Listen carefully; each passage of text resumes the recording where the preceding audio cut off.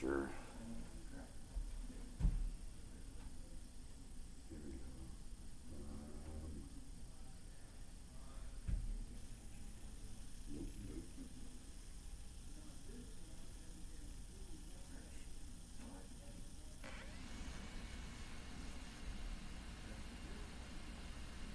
All right, let me give it a shot.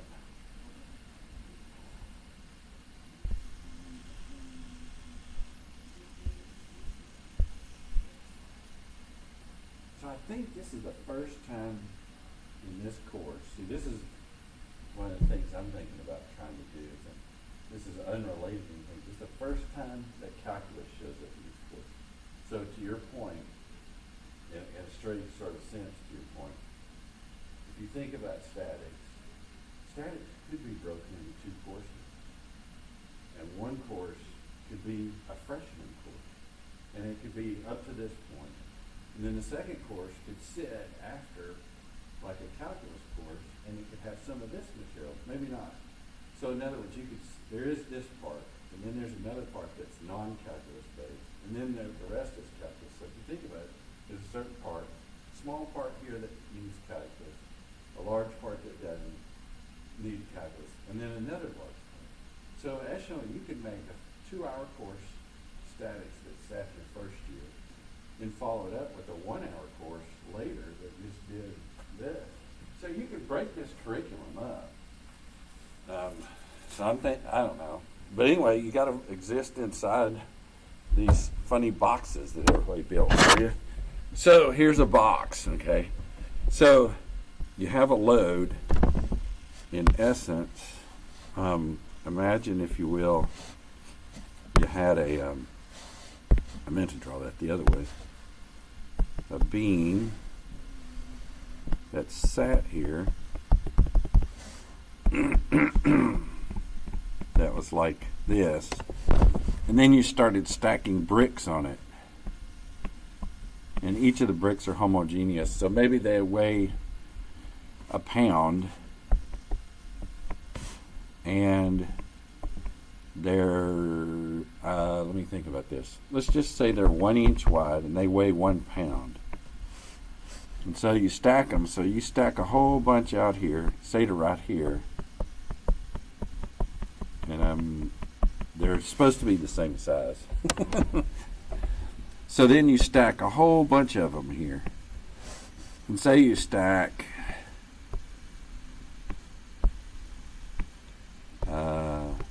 1, 2, 3, 4, 5 stacks on top of this.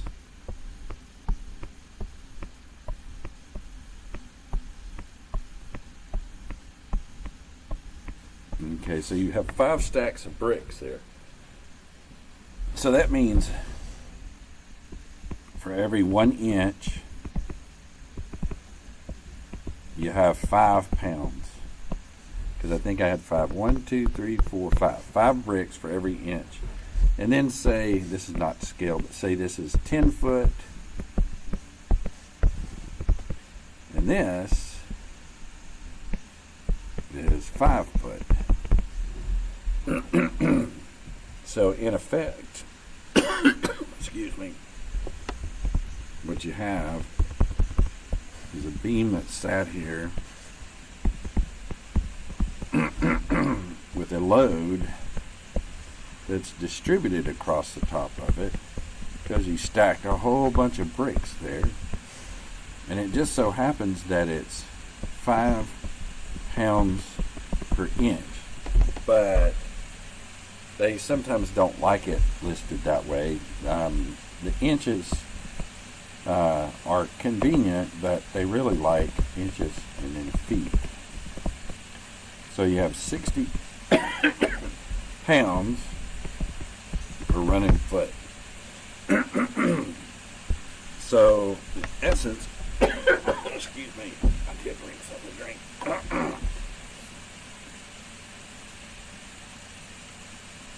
In essence, this is a simple function. If you list it this way, and list now the book, he starts by listing something here, And then he has the area, and he has a central. What I'm going to do is kind of list the same thing. Actually, to make it less complex, I'm going to say the whole beam was stacked. So here's your whole beam, completely stacked with this row of bricks. There's the magic of the copy and paste. We have the whole thing is stacked with big bricks. So I'm doing that just to make it easy for the first time. Now I'm going to set up a coordinate system here which runs this way and this way. I do not know why it does this way. It gets stuck. I wish I knew why. Let's see if I do escape, what happens. Oh. Okay, so somehow it got stuck, and if I hit the escape button, I can come back. Okay, something good to know. So here you have an X and a Y. So if you think about it, what you really want to do is you want to translate this to a single load located some distance over. And what you want these to be is equivalent. So you want this to be equal to that. So in essence,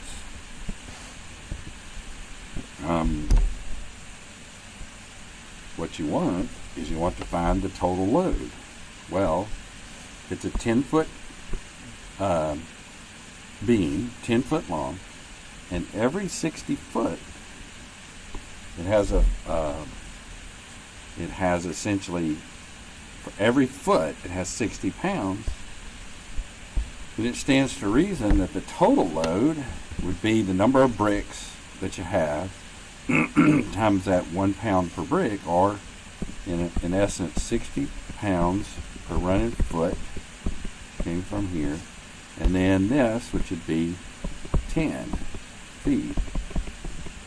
And so this total load in this case would be 600 pounds. Now in essence, what did you do? And this is what the book talks about. Let me see if I can delete some of this stuff. And now we're going to call this a function, f of x. And the function in this case is constant. And so it turns out that this is the area under this curve. So in essence, this is 60 pounds per running foot tall, and it has a distance of 10. That I'll use the term A for area for right now. Integral of f of x dx is actually, I guess I could just say, this is actually the area under the curve f. So you put your f in there and you do that. So if you look back in the book, that's what he talks about right here. He talks about the area. Now the question is, how do you find where the load is placed at? And we kind of have enough information to do that, and that's what I'll kind of do here. I don't know, he just basically lists it down, but I'm going to kind of try to make it a little bit reasonably or more commonsensical, so to speak. Let's assume we look at a part of this beam. So here's your beam, and what I'm going to focus on for the moment is just one stack of bricks. So here's one stack of bricks, and so I'll basically sum all the ones here and sum all the ones here, but I'll focus on this stack. And this stack, it has, here we go, this stack, is the 5-pound stack, but it turns out you could have this, call it DX, just like above, and here, keep this from clashing with the one above it, I'll move it down. So the key is I want to be able to find the moment. So you think about it, what we had before is we were trying to find the equivalent load and the location of that load, and that was in this chapter. So that's what we're going to do here. We're basically going to say this is some distance x, and I'll say a little d moment of this thing is equal to the load, that, times the x. So essentially what you end up doing is you end up integrating with this x in front of it. So you end up integrating all these little moments. Well, if you integrate them all, then you end up having this term. So you have to have the load times the distance is equal to the moment from all of the loads. So essentially, if you want to know the equivalent distance it's located at, you got to just take the force or the load that I had up here, load times the distance. And if you integrate this, you have x times what's the function in this? Oh, I've got to put the dx. The function here, this is just a simple function. F of x is equal to 60. So if you look at this from a functional viewpoint, here's your f of x, and here's your x. It's just a constant, 60. Now, it could have units of pounds per running foot, but it doesn't really matter. So here's your function. It's just a straight line. In a minute, we'll do one that goes like this, and then we'll do more complicated. So you look at this, and you're saying, okay, if that's the case, I can just put in x times 60 and dx, and I could integrate it from 0 to 10, because that's the length of this beam, and it's got to equal to 600, because that's the total load, times where is that load located at. And it turns out you put in here x, you put the 60 in front of it, x squared over 2. It's the first appearance of calculus in here. And I guess this is Cal 1, I don't know. So you put in, I did 10 feet, so I can't. Okay, so what you do is get 60, that just gets carried, and I get 10 and another 10 and over 2, and then I get 600 over here. I have my D. So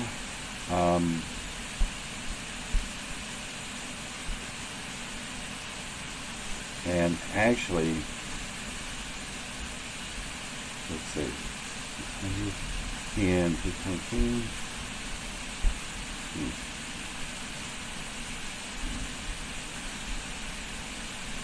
And it would be, what's going on? Is there people dancing out here?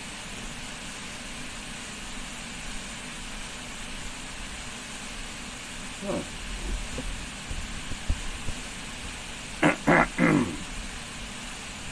Let's see. Just put this under here, and then 6,000 on top. That's 6,000. And then I'll put a 2 under here. So I get a 10 over 2, or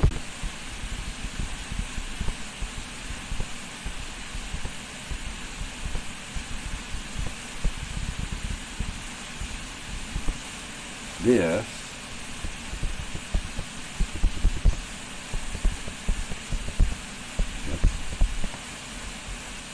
If it's 60 pounds per running foot, meaning you stacked up that many bricks, that is the same or equivalent to, and it's 10 feet, that is equivalent to 600 pounds, 5 foot over from the left end.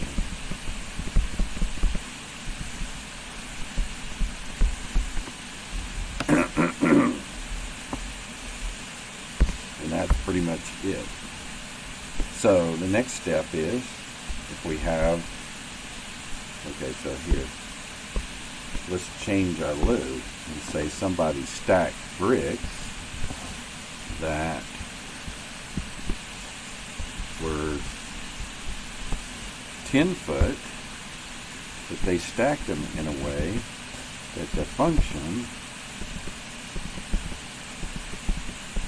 was equivalent to, I don't know, how about f of x dx from 0, in this case I'll make it 10 as well, but this time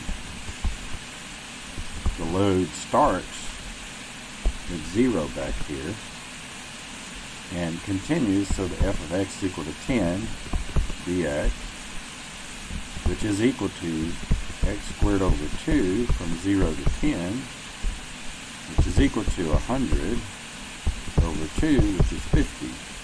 Oops, I forgot a 0. But it turns out, if you look at the right end, if this is the case, such that that's the equation, then at the right end here, that load, the equivalent number here, is going to be x equal to, that's going to be 10. So in other words, f of x, let's say this, where x is equal to 10 will be equal to x, which in fact is 10. So this height on the right is going to be 10. So that means if you look at this, and you want to know the area of this thing, the area of this triangle,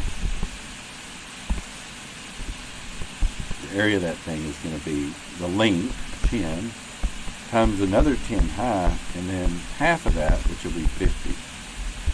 So in fact, that's going to be the load.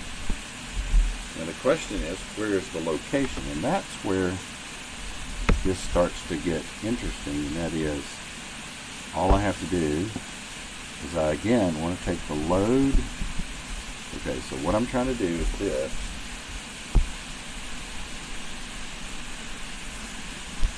I'll take this, and then I'll paste it, but then I'll slide it to the right.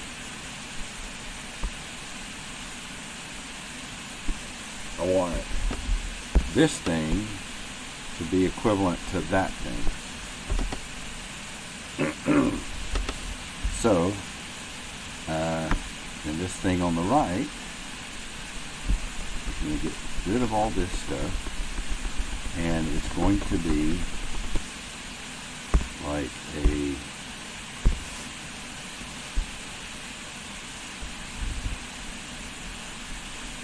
£50-pound load placed some distance here. So I need to know that distance. Well, that's 50 times d is going to be the integral of x times f of x dx from 0 to 10, because that's how far the thing goes. But this time, f of x was that.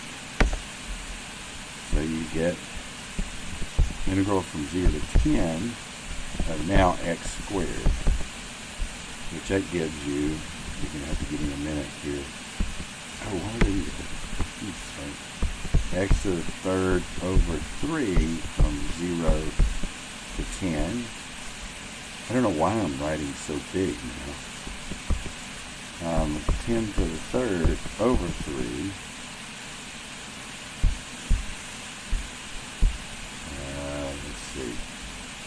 shouldn't have written this big. What's going on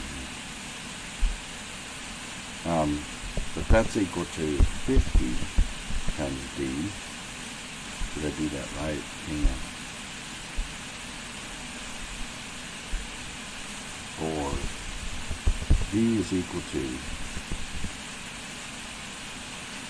10, another 10, another 10, that's 3, and 50.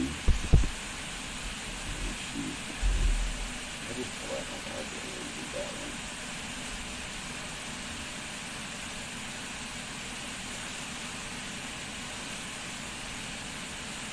Oh, God, that's not right. What have I done here?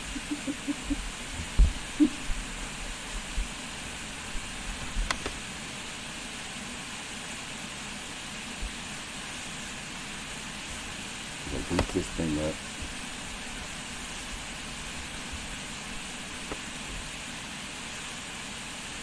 I'll put that in.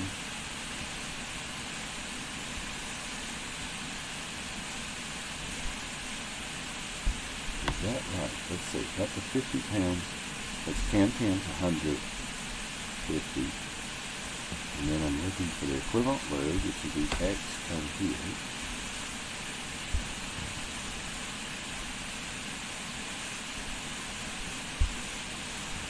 Man, I have to do something up here because that is not right. Let's look back. What did I do wrong? Well, I did not forget the divide by the area. So essentially, let's look back and see what he's doing. So essentially what he's doing is the same thing. He called it something else, X bar, instead of my distance. So it's the integral of X times dA. And this is the integral dA. Now, that's the dA of the side picture, which is this. So if you go down, okay, here he is with his bricks, stacking his bricks, pile of bricks, approximating a triangle. He starts with something that's not a triangle. Hopefully he goes in, oh, here he goes.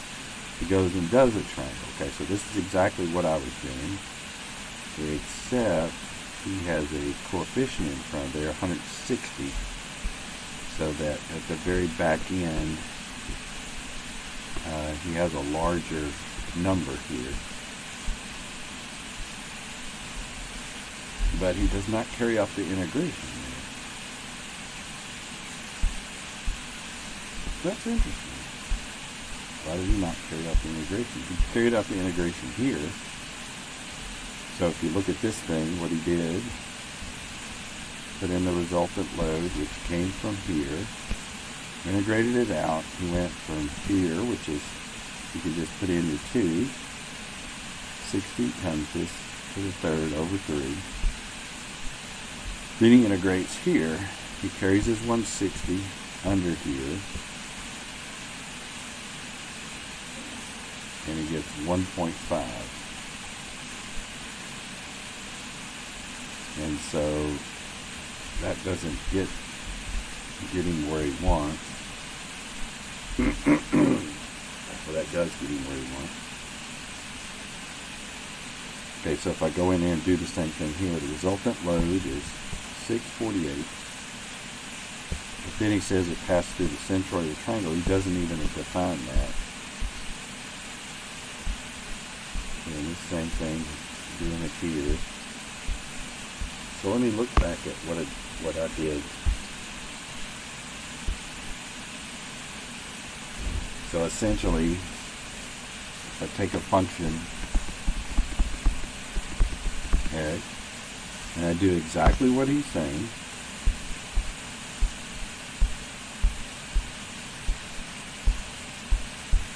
which is this,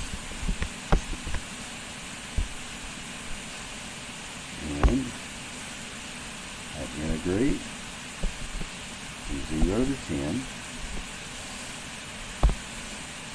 He's talking about the D area. So that should be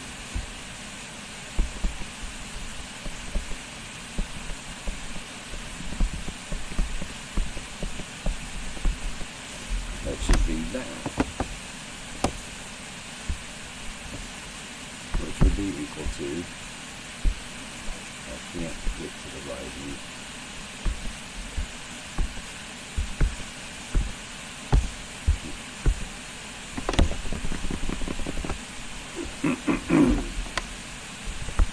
X to the third over 3, 0 to 10, and x squared over 2, 0 to 10,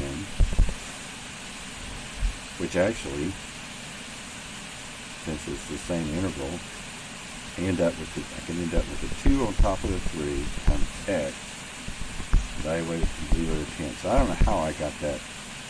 So it's 2/3 x.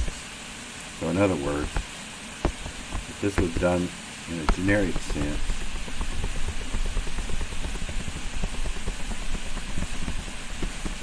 where this is 0 to L, 0 to L,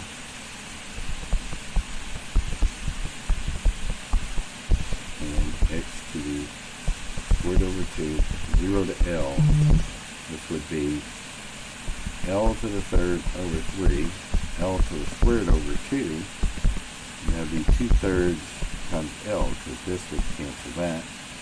And so essentially, what that would show me is that the centroid sits right here, where L is equal to 10, it's 2/3 over.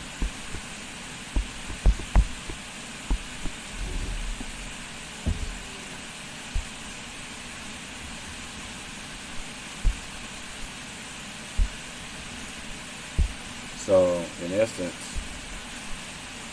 I'll have to look back at what I've got, but the centroid of a triangle, length L, is 2/3 L from this end, and of course that leaves it being L over 3 from the other end. So that leaves us open to finding, let's see, what is this problem set? Constant, triangular, triangular, triangular. There's the first non-triangular one right there. So most everything is triangular.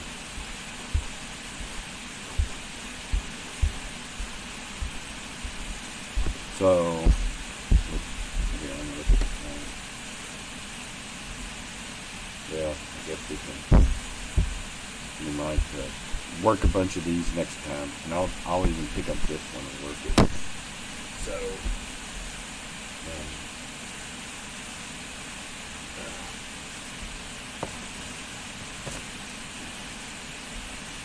I think I'll call it quits.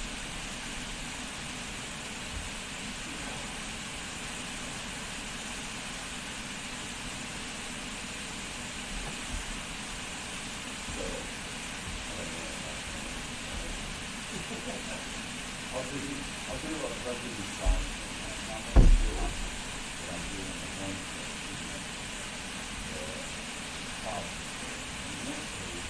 Oh, did you get the go vote on the time? It's almost 20%. And then if you found this, I'm going to do that. I'm going to go back to that. The road is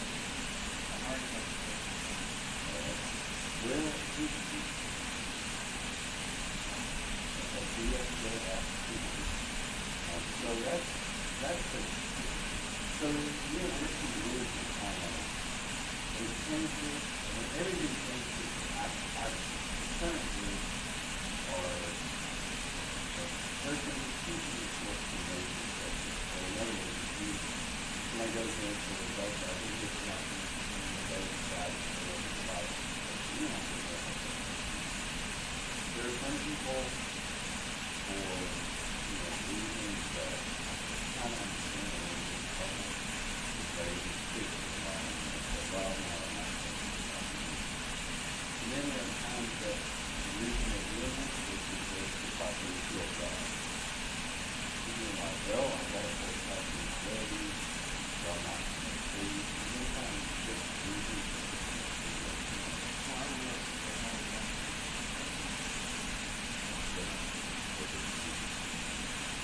you don't have two questions.